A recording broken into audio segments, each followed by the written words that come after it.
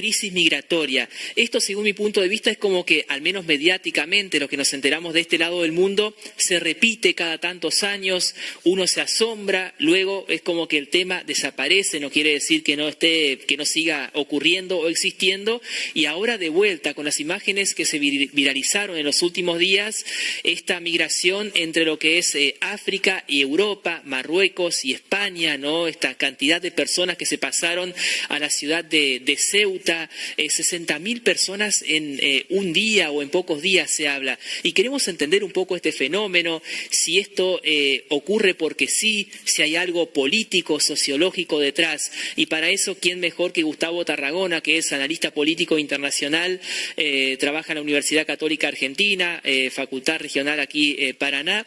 Gustavo, mucho gusto, ¿cómo anda usted? Gracias por atendernos como siempre, Gonzalo, acá de este lado. Hola Gonzalo, buenas tardes a vos y a toda tu gran audiencia. Bueno, crisis migratoria. Me imagino, Gustavo, que para usted no debe ser un tema nuevo. Yo recuerdo que hace un par de años atrás, hace poco vi una película, una serie que también justamente hablaba sobre la crisis migratoria, porque son temas que a mí en lo particular me interesan. Y esto que vimos, estos videos que se viralizaron también gracias a las redes sociales, ¿es un fenómeno? ¿A qué se debe?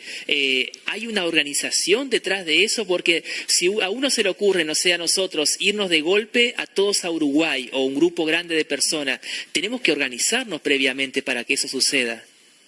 Bueno, muy interesante, Gonzalo, tu pregunta. Yo empezaría diciendo que, como todo proceso, es un proceso que puede ser intentado de explicar considerando que hay varias dimensiones o que hay diferentes variables que intervienen, ¿no?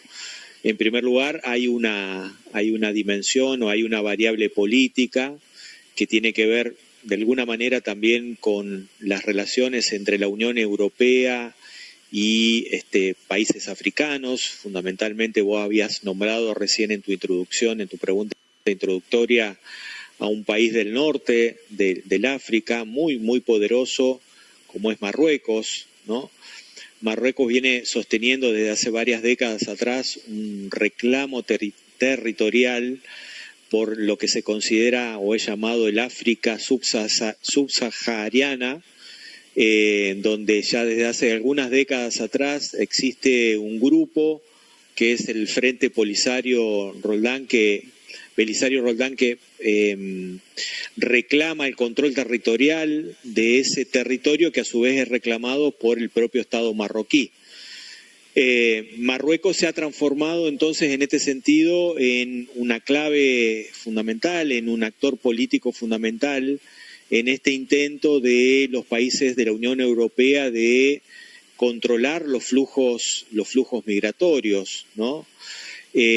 Ahora, fíjate vos, una situación coyuntural muy, muy particular, Gonzalo, porque hace pocos días atrás había entrado en vigencia un nuevo pacto europeo sobre migración, ¿no es cierto?, y asilo, que tenía de alguna manera como 2 o 3 grandes objetivos. En primer lugar, era construir entre los diferentes países de la Unión Europea fronteras exteriores más fuertes, por un lado. Por el otro lado, avanzar en la implementación de protocolos o de procedimientos comunes de asilo, ¿no?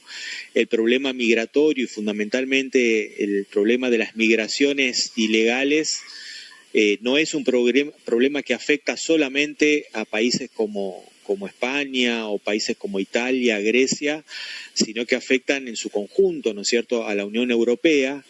Y por eso también este pacto europeo, reitero, sobre migración y asilo, tiene previsto mecanismos de solidaridad entre los estados que componen la Unión Europea. Bueno, claro. Esta crisis a la cual vos hacías referencia, donde en 2 días aproximadamente entre 60.000 y 70.000 marroquíes, digamos, intentaron adentrarse en el territorio de Ceuta, ¿no?, que es un enclave bastante particular, porque es de alguna manera la presencia del Estado español desde hace ya varias centurias atrás en el continente africano, ¿no es cierto?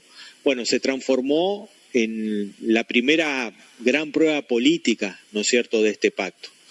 Si bien es cierto que este episodio, en primer lugar, digamos, muestra que los mecanismos internos de la Unión Europea, en términos de inmigración ilegal, no presentan en todo caso una optimización en cuanto a su funcionamiento, sí es cierto que hubo una respuesta inmediata por parte del Estado español, ¿no es cierto?, quien toma medidas, toma cartas, digamos, en el asunto, mientras el resto, de alguna manera, de los socios europeos seguían debatiéndose todavía en términos de quiénes tenían las mayores o menores responsabilidades, controles fronterizos, el tema de la solidaridad, ¿no es cierto?, también, etcétera, etcétera. Pero, en primer lugar, entonces yo decía, hay una dimensión política que es innegable, ¿no?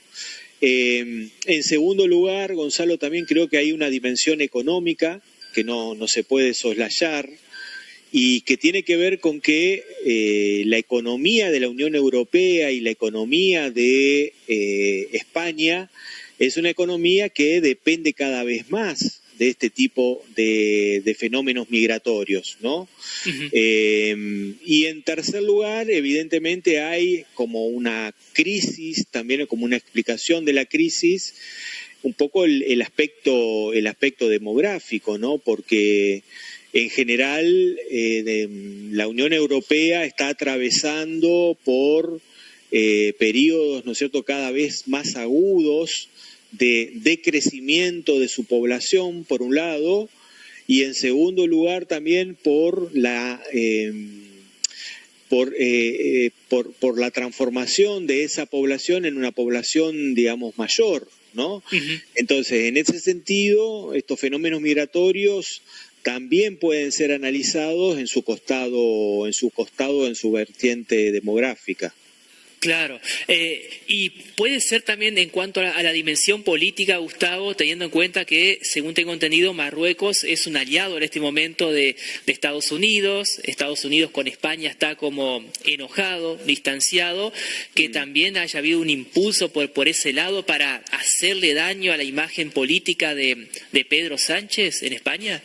Bueno, hay algunas especulaciones, Gonzalo, en este sentido que vos estás planteando, ¿no? Efectivamente, las relaciones entre los Estados Unidos, de la mano del presidente Trump, con algunos países de la Unión Europea, particularmente con la España de Pedro Sánchez o gobernada por Pedro Sánchez, no está atravesando en los últimos meses una situación demasiado buena, ¿no?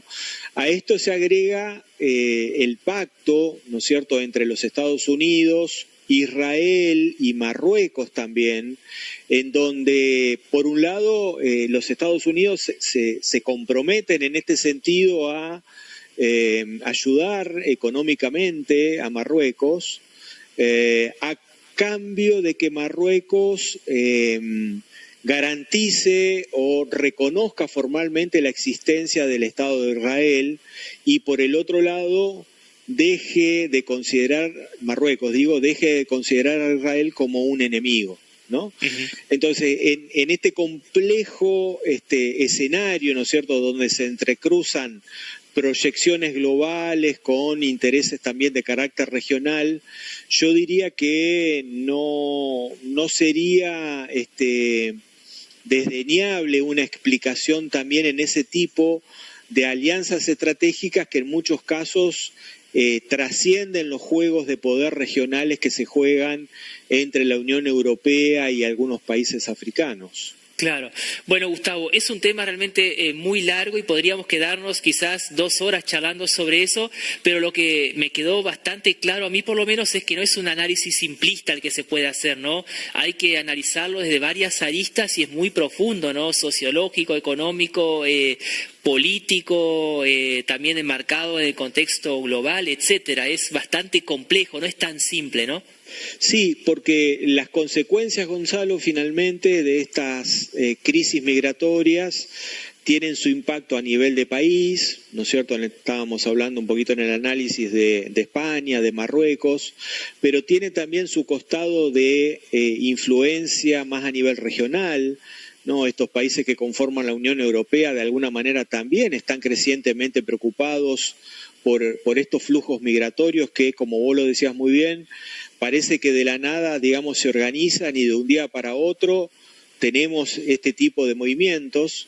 Y por último, también hay un escenario global en donde se están jugando también otras alianzas, otros juegos y otros intereses. Claro, bueno, y por último, Gustavo, que en Italia mismo dicen que Meloni justamente enfrenta dentro de su país la amenaza como de una derecha muy extrema, o sea, ella está en la derecha, pero más a la derecha todavía de ella, y por eso también ella está endureciendo más su discurso, ¿no?, en contra de la inmigración, y tengo entendido que ahí también hay un conflicto con España, dicen que es muy difícil cruzar la frontera entre lo que es España e Italia.